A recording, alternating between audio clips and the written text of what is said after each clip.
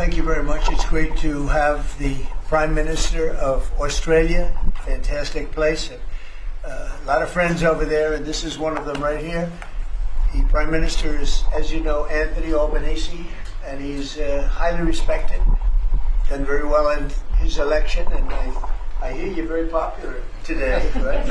I mean, it varies from day to day, but with all of us. But he's done a fantastic job as the Prime Minister. We're here to talk about trade, submarines, lots of other military equipment. They're big orderers of our great military equipment. We have the best equipment anywhere in the world by far.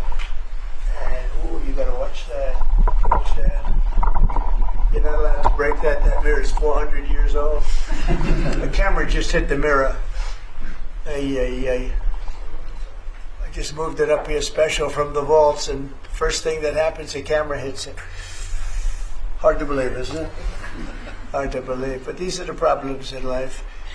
So we're going to be here to talk about lots of different things, and we might take a few questions before, but we are discussing critical minerals and rare earths, and we're going to be signing an agreement that's been negotiated over a period of 4 or 5 months.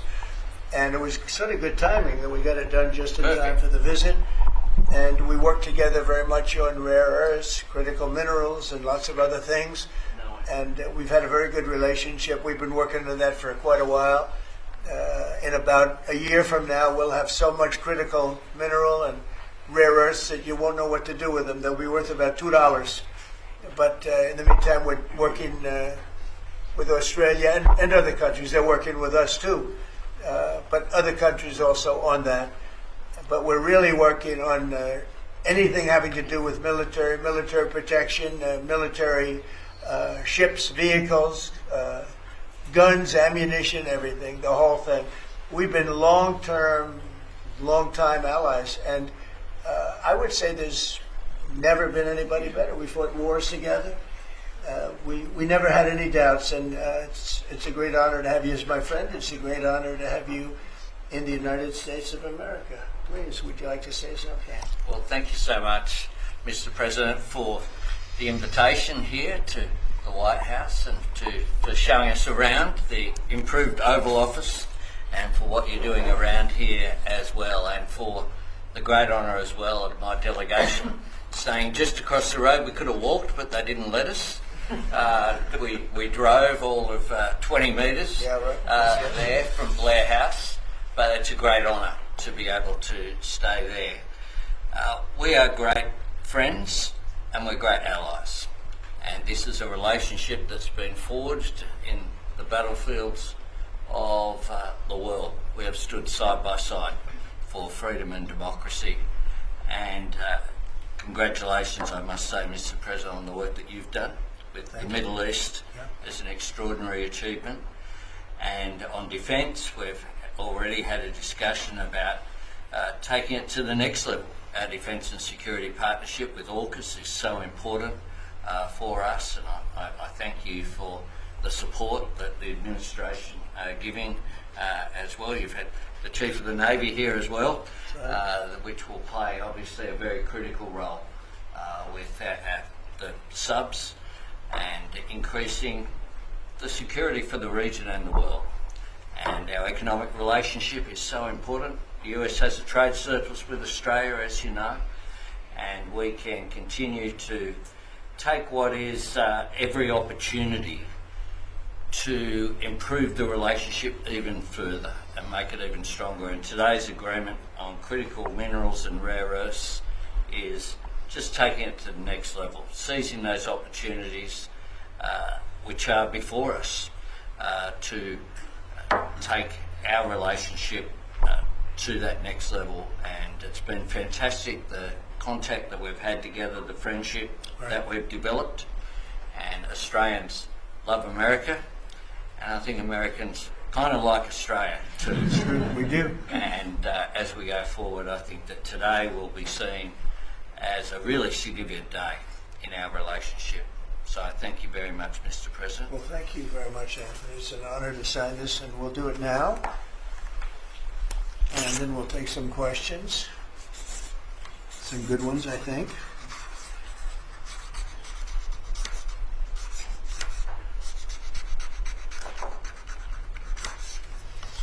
Okay.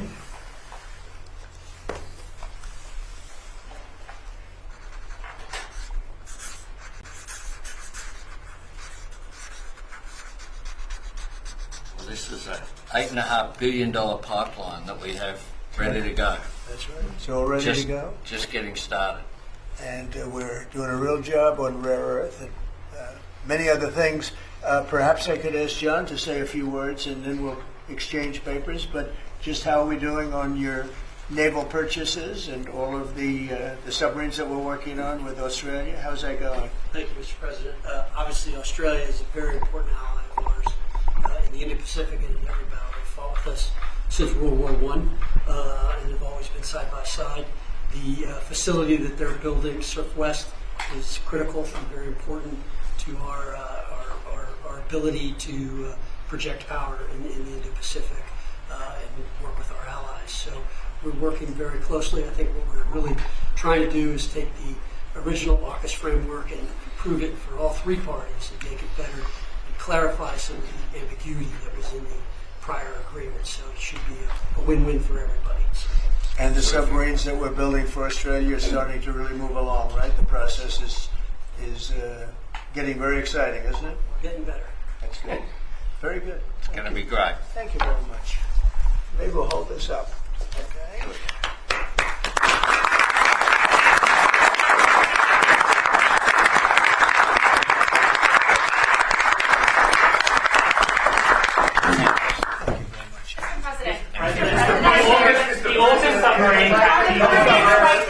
The AUKUS defence pact that the Prime Minister just mentioned, it is a critical issue for Australia. Yes. You haven't really spoken much about it publicly. It was a deal that was done under Joe Biden to sell submarines to Australia at a time when you're not really making enough for your own needs. So can you tell us, have you gotten across the details of the deal?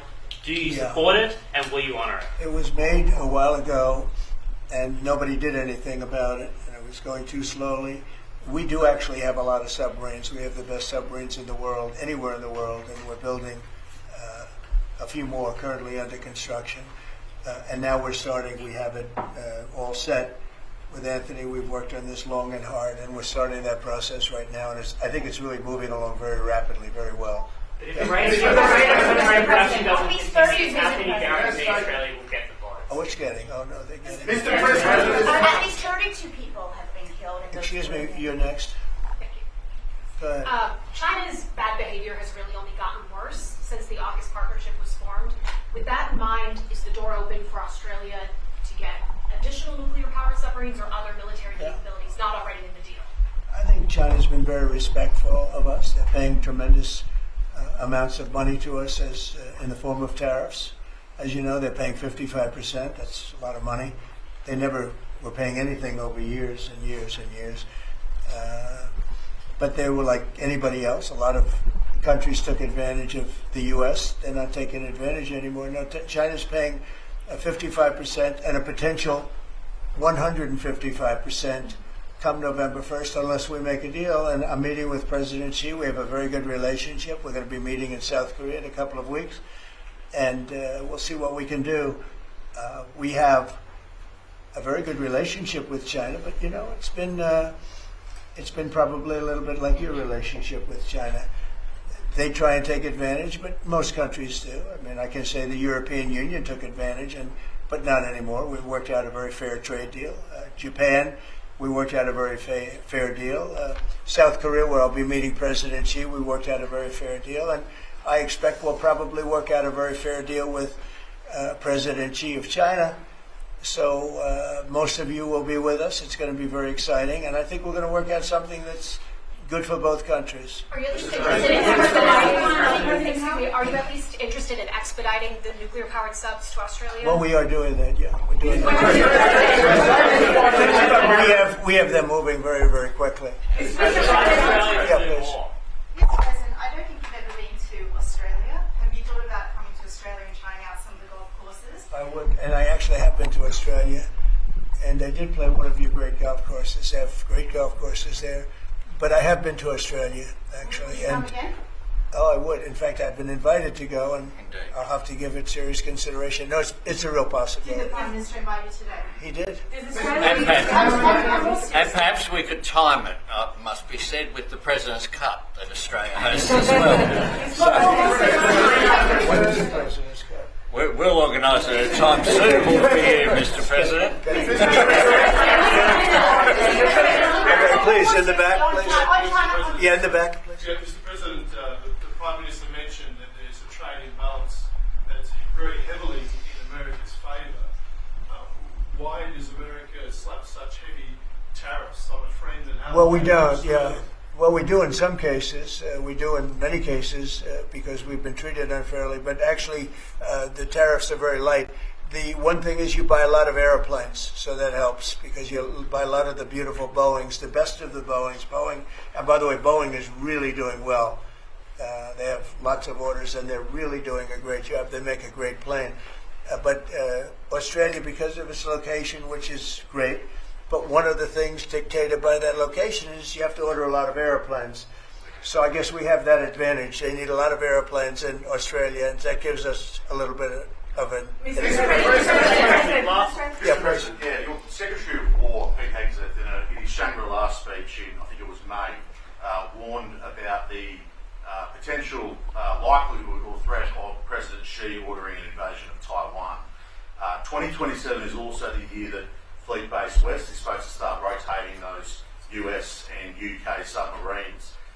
Do you see AUKUS as a deterrent for China in the Indo-Pacific? Yeah, I do. I think it is, but I don't think we're going to need it. I think we'll be just fine with China. China doesn't want to do that. First of all, the United States is the strongest military power in the world by far. It's not even close. Not even close. We have the best equipment. We have the best of everything, and nobody's going to mess with that. And I don't see that at all with President Xi. I think we're going to get along very well as it pertains to Taiwan and others. Now, that doesn't mean it's not the apple of his eye, because probably it is, but I don't see anything happening. We have a very good trade relationship. We're going to have a very good, I think when we leave South Korea, it could be wrong, but I think we'll end up with a very strong trade deal. Both of us will be happy. I don't see that happening now. Mr. President, Given the trade surplus that the US enjoys with Australia, would you consider lifting the tariffs that you've imposed on Australia? And can you give us any details about the critical... Yeah, well, the tariffs have been amazing because, tariffs have been really a reason that I was able to settle almost all of the, I've settled 8 wars in 8 months. Not bad. I have one more to go. It's Russia-Ukraine, and I think we'll get there, but it's turned out to be nasty because you have 2 leaders that truly hate each other. You can't have it all, right? They hate each other beyond all else, and it makes it actually a little bit difficult. But we try, of the 8 deals, I would say because of tariffs, 4 or 5 of them were settled. It's an amazing thing, the power of tariffs in terms of our country.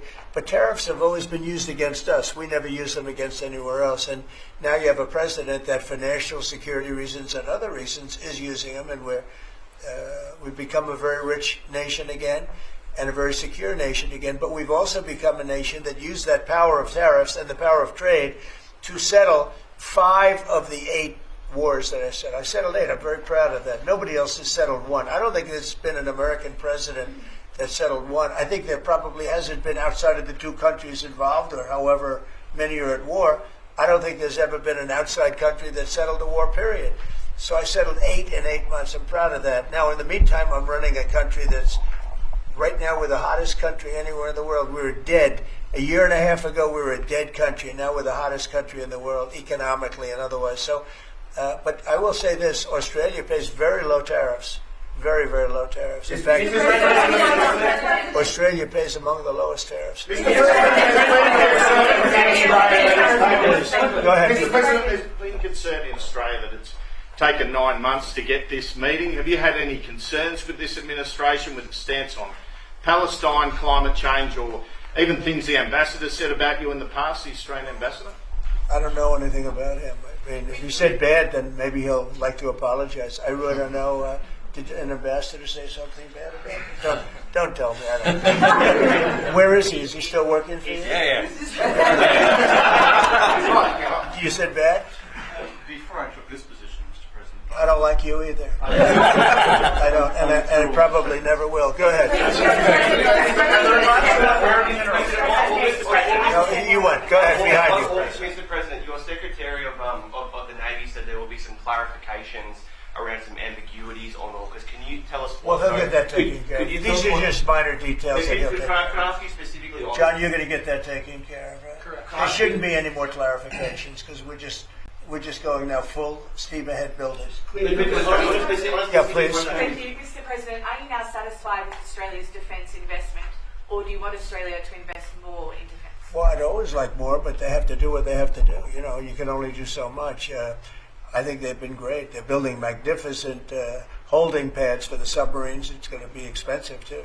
You wouldn't believe the level of complexity, right, and how expensive it is. They're building tremendous docking because they have a lot of ships and a lot of things happening. And I think their military has been very strong, very, very strong. Over here, please. Mr. President, on the war that you haven't solved yet, the Ukraine-Russia situation, have you now locked in a meeting? And can you explain, just a few weeks ago at UNGA, you said that Ukraine could possibly win the war and keep its territory, but now the story seems something different. They will, but they could still win it. I never said they would win it. I said they could win. Anything can happen. You know, war is a very strange thing. A lot of bad things happen, a lot of good things happen. If you look at the Middle East, I would say prior to us hitting Iran so hard, we could have never made that deal because you would have had a dark cloud over the Middle East when we took out their nuclear capability, which was one of the great military maneuvers of all time. It was flawless. You saw that. Yeah. Those magnificent B-2s. I mean, that was a flawless move that was done by some very talented people, headed up by Pete and everybody else, and our great generals, and General in particular, Raisin Kane. We did a great job. And when that happened, everything was different, and we were able to get a deal. If we didn't do that, if it wasn't, you know, they wanted to do that for 22 years, Mr. Prime Minister. For 22 years, I had the pilots here, the B-2 pilots, and they came to the Oval Office, and I thought they deserved it. They flew 37 hours back and forth.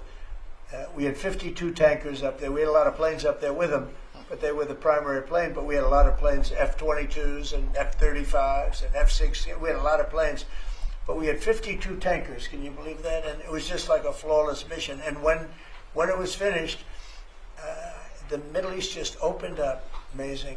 And they've wanted to do it for 22 years. The pilots came up to me. They said, you know, for 22 years we practiced this maneuver. 3 times a year for 22 years, our predecessors and us. These are now young pilots, you know, but they're older now. Predecessors practiced it. And they said, we never had a president that would let us do it, but I let him do it, and it totally opened up the Middle East. It took the cloud over the, you know, we had a dark cloud over the Middle East, and now it's all, I mean, we have a little situation relatively with Hamas, and that will be taken care of very quickly if they don't straighten it out themselves, because they're in violation of their agreement.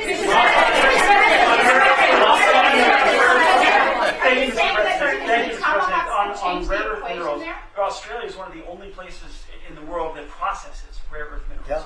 Yeah, could there be an agreement? China has 90% of the processing. Could there be an agreement over processing rare earth minerals with Australia? Sure, Yeah. that's what we're doing. That is part of the agreement. in Can you say with certainty Go ahead, please. that all Yeah. On a follow-up on Taiwan, there are reports that you will come up, or China is pressuring you to not support independence for Taiwan in exchange for a trade deal. Well, I'm not going to talk about that. What I'll talk about, you and I will have that discussion in a couple of weeks when I'm in South Korea with President Xi. We're going to be talking about a lot of things. I assume that's going to be one of the things, but I'm not going to talk about that now. Yeah, please. Mr. President, you just alluded to the violence in the Middle East. What steps is the administration taking to maintain the ceasefire? Well, a lot of steps, and right now it's in the hands of others. You know, we have 59 countries that agreed to the deal. We have a peace in the Middle East for the first time ever. We made a deal with Hamas that, you know, they're going to be very good, they're going to behave, they're going to be nice, and if they're not, we're going to go and we're going to eradicate them if we have to. They'll be eradicated, and they know that. So they went in, and I don't believe it was the leadership. They had some rebellion in there among themselves, and they killed some people, a lot of people. But this is a violent group. You probably noticed over the last 100 years, this is a very violent group of people. And they got very rambunctious, and they did things that they shouldn't be doing. And if they keep doing it, then we're going to go in and straighten it out, and it'll happen very quickly and pretty violently, unfortunately. Just following up on that question, when you say we are going to eradicate Hamas, who is we? Does that include American boots on the ground? No, it won't be on the ground at all. We don't need to, because we have many countries, as you know, signed on to this deal. The way I view it, 59 countries, and unanimous. There's never been, nobody ever believed us. Countries that 4 months ago didn't like each other, and now they're all aligned together. I mean, we've had countries calling me when they saw some of the killing with Hamas, saying, we'd love to go in and take care of the situation ourselves. In addition, you have Israel would go in 2 minutes if I asked them to go in. I could tell them, go in and take care of it. But right now, we haven't said that. We're going to give it a little chance, and hopefully there will be a little less violence. But right now, they're violent people. Hamas has been very violent. But they don't have the backing of Iran anymore. They don't have the backing of really anybody anymore. They have to be good. And if they're not good, they'll be eradicated. Everyone killed in the Caribbean was a narco-terrorist. Were any innocent civilians killed in the Caribbean, Mr. President? Not you. Could the Prime Minister weigh in more on the processing? On the process, and can Australia expand the process of rare earths? Absolutely we can, and we have the capacity to do so, and part of this deal is very specific, $8.5 billion pipeline. There'll be $1 billion contributed from Australia and the United States over the next 6 months with projects that are immediately available. There's 3 groups of projects, ones that are joint activities between Australia and the United States, such as Alcoa. Secondly is projects that will be US investment, that the US will undertake in Australia, including processing, and then ones that Australia will undertake, some as well. One of them is Australia, the US and Japan as well. So what we're trying to do here is to take the opportunities which are there. Australia has had a view for some time, a bit similar to putting America first. Right.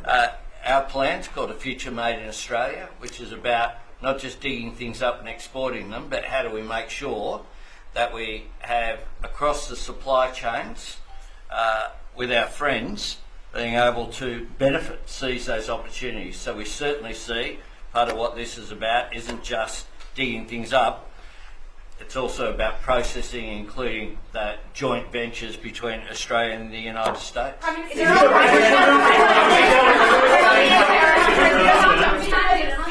US and Australia really compete with China? Aren't we decades behind in terms of development? No. You've been reading the wrong newspapers. We're not decades. We are way ahead of China militarily, the United States. We're way ahead of them in every form of military, other than they're building a lot of ships, and we'll have that started. We'll be catching them on that. But we will, when it comes to weaponry, when it comes to, I'll go right now, AI. The big thing is AI. They're building more plants in this country than anybody ever imagined. We're going to have over $20 trillion of investment for this year. The most we ever had was a tiny fraction of that.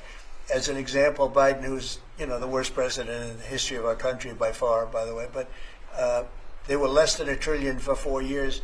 We're already now breaking $18 trillion of investment in 8 months. $18 trillion. No country in history has ever done that. We're way ahead of China in AI, and we're way ahead of China militarily from the standpoint of the sophisticated weapons. We have weapons that a lot of people don't even know about, and I got them started 4 years ago. I rebuilt the military 4 years ago, fortunately, because Biden didn't do anything but give a piece of it away to Afghanistan. Fortunately, as much as it sounded like it was a small part of what I built, but the Afghanistan giveaway was one of the worst. That was probably the most embarrassing day in the period in the history of our country. but we have the greatest military, we have the best equipment, we have the best manufacturers of equipment, we have the best weapons. When you look at our weapons, I've been talking a lot about our weapons. Everybody wants our weapons.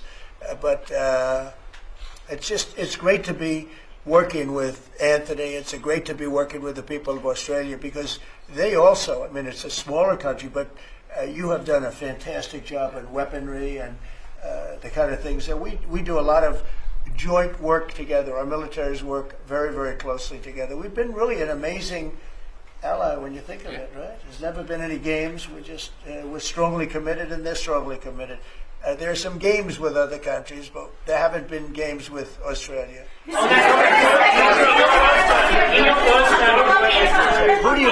Where do you come from? I'm from Australia. Who are you with? The Sydney Morning Herald. Nasty guy. Go ahead. Oh, sorry, I was just going to ask. All right, go ahead. On your first term, you worked with two Australian Prime Ministers, Scott Morrison and Malcolm Turnbull, you might remember. They were from same side of politics as you. Mr Albanese's different side. Can you tell us a bit more about what it's like to work with Mr Albanese compared to those two? Well, I got along. I mean, that wouldn't be fair because, the man on my right has a big advantage. You know that, right? But I think he's doing a really good job, and we've had a very good relationship. I don't want to compare one with the other, but I'll tell you, this one is. They really have a great prime minister. Thank you. Okay, was that a good statement? I'll use it in my ads in 28.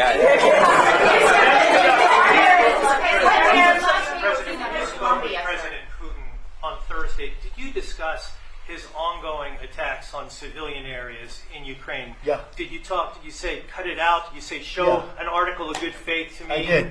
I did. But as you know, most of the people dying are soldiers. The soldiers that are dying in Russia and Ukraine, it's unbelievable. 5,000 to 7,000 a week. Can you believe it? And I look at that and I say it's pretty amazing. But in addition to that, there are attacks on Kiev and some of the other places. And it's human lives, but the big number of human lives are soldiers that are being killed in the battlefield. Anywhere from 5,000 to 7,000, sometimes more than that every single week. It's not even believable. It's a bloodbath. It's the worst since the Second World War, the worst number of people. And it doesn't affect us in any way. We don't pay anything because now they pay us for the weapons that they get. The NATO is paying us for the weapons, as you know. It doesn't affect. I guess you could say that's a positive thing. They pay us, but I'm not interested in that. I did straighten it out. Biden gave them $350 billion. Can you believe it? And all they did is get deeper in. It's a shame. Gave them $350 billion. A lot of lives were lost. That's a war that would have never happened if I were president. But we do speak about that. I speak about all of the lives, but I do speak about the civilian lives. Yeah. The First Lady has done such an amazing job on the Ukrainian children who were abducted by Russia. Would you support Senator Lindsey Graham's bill to declare Russia a terrorist state? And you have within your power the most powerful man on earth. Why don't you just enable Ukraine to finish this war tomorrow? Well, if you knew anything about what you were talking about, you'd be able. You do. I don't think you do, really. I don't think you do because it's a little more complicated than that. But it sounds easy. We're in the process of trying to make a deal. If we make a deal, that's great. If we don't make a deal, it'll be a lot of people are going to be paying a big price. Quiet. Go ahead. A question to both of you, if you don't mind. I love his haircut. I'm going to try that. No, I love it. Go ahead. So, as we all know, China controls 90% of the global supply of critical minerals. They have launched attacks on Australian companies, primarily Lynas Rare Earths. What will happen to China if they don't play fair with this? So, it's a very interesting question. We have a tremendous power, and that's the power of tariff. And I think that China will come to the table and make a very fair deal, because if they don't, they're going to be paying us 157% in tariffs. Right now, they're paying 55 to 57%. When I was first president, first term, we had the greatest economy we've ever had. And as you know, people don't write too much about it, but China paid us hundreds of billions of dollars worth of money for tariffs. Biden left it, but he didn't enforce it. He gave exceptions to almost everything. And so he left the tariffs, but he didn't really collect the numbers that he should have collected, and because he didn't know what the hell he was doing. So now the tariffs are much higher in China than they were before, and they're high on other countries depending on whether or not we like that country or we get along, and that's for national security purposes. So I made deals with Japan, I made deals with the European Union, or the whole of Europe practically, but the European Union, made deals with a lot of different people. We have a very fair deal for, I will say, Australia's paying a low number. They do have, I'll change it, we have a little bit of an advantage in that one. I told you, the advantage we have is airplanes. We sell a lot of airplanes to them, and they need them.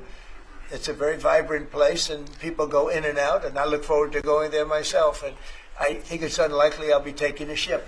That's a long journey. That's a long journey. But China has treated us with great respect. Now, in the past, they didn't treat other presidents with great respect.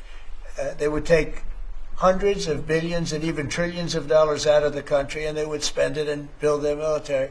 Now they're treating us with great respect. Now, we'll see what happens. I said, if we don't make a deal, I'm putting on an additional 100% on November 1st. I think we'll make a deal. They threatened us with rare earths, and I threatened them with tariffs, but I could also threaten them with many other things, like airplanes. You know about airplanes, because they can't get parts for their airplanes. We build their airplanes. We do a great job. They're largely Boeings, and we could stop the parts. We did stop the parts, actually, when they did the initial threat. That's a big... They closed down over 400 of their airplanes, but we don't want to do that. But we have a much simpler thing. If we don't make a deal, we'll charge them a very substantial tariff, and they'll be paying us hundreds of billions of dollars a year, which they're basically paying right now. We had presidents that allowed China and other countries get away with murder. We're not going to allow that, but we're going to have a fair deal. I want to be good to China. I love my relationship with President Xi. We have a great relationship. I believe after we leave South Korea, we'll be there together. We thought that would be a good place to meet, and we're going to be meeting. I'll be in Malaysia, I'll be in Japan, I'll be in a couple of others. We'll be sort of doing a little bit of a tour. I've been invited to go to China, and I'll be doing that sometime fairly early next year. We have it sort of set. But I think we're going to have a very good relationship with China. And again, they will threaten us with rare earths. I don't think they're threatening us too much right now. But they could do that, but I threaten them with something I think is much more powerful, and that's tariffs. Because at a certain point, they will not be able to do any business with us. At a certain point, if they pay enough tariffs, it's almost like saying, we don't want to do business with you, but it's probably nicer. Saying you're going to pay 158, 157% tariff is a nicer way of saying that we don't want to do business with you.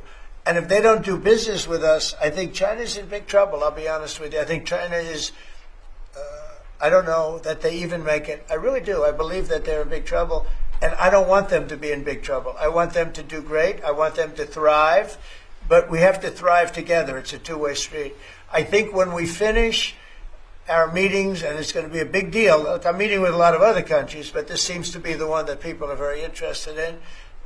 I think when we finish our meetings in South Korea, China and I will have a really fair and really great trade deal together. I want them to buy soybeans. They stopped buying our soybeans because they thought that was punishment.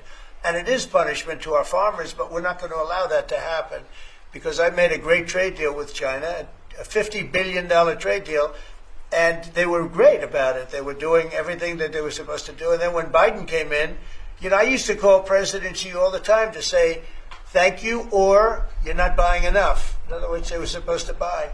Biden, do you think Biden ever called him? I don't think Biden ever called him. You think Biden lied awake at night thinking about trade with China? He didn't know what he was doing. He was an incompetent president. We had an incompetent president, but you don't have that anymore. So I think we're going to end up having a fantastic deal with China. It's going to be a great trade deal. It's going to be fantastic for both countries. And it's going to be fantastic for the entire world. Thank you very much. Thank you, guys. Thank you, guys. Thank you.